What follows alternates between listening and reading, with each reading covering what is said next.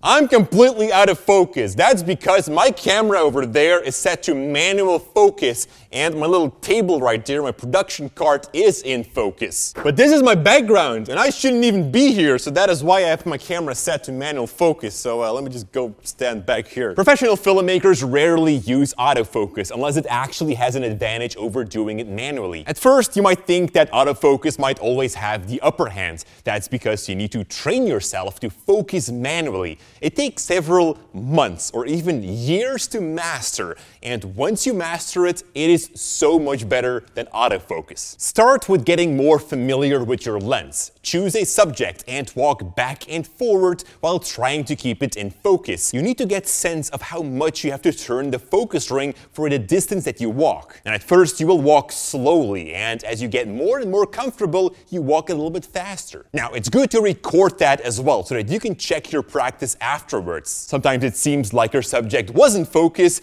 but actually it wasn't. Now, just like the histogram, there's also a tool to help you measure the focus. This one is called focus peaking. Now, not all cameras have that option though, but if yours does, it's that option that you need to look for and turn it on. Focus peaking. Now, this will display a bunch of dots or lines on your viewfinder. The marked areas are in focus, so that way you can easier see whether or not your subject is in focus, which isn't always so easy on a small viewfinder. A trained camera operator can even focus without looking through the viewfinder. When you turn the lens all the way to one side, they know exactly how much they have to turn it back to get their subject in focus. But that's for the masters, that's for the senseis of filmmaking, which I happen to be. So that's one aspect of focusing, trying to keep your subject in focus. But manual focus also comes for creative choices. For instance, you're taking your final shot and you want your video to have an ending. Now, what's often done is just pulling the focus back, making everything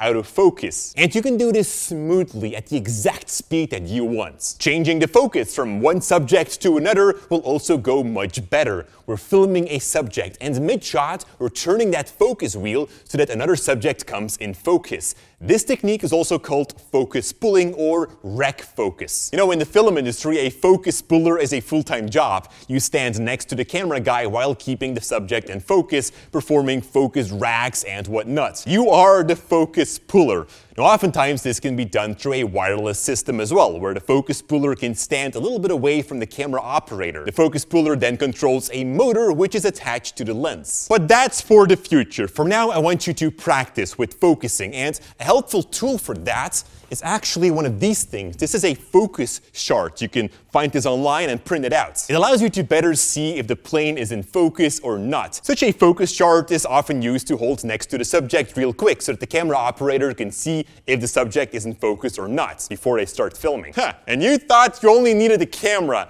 Filmmaking comes with thousands of different tools that you actually don't need, but you buy it anyways. All right, now go practice your focus, private. Step back and forward while trying to keep that focus chart or whatever in focus. Hit record on your camera too so that you can review it on your computer later on. And then I'll see you back in the next lesson.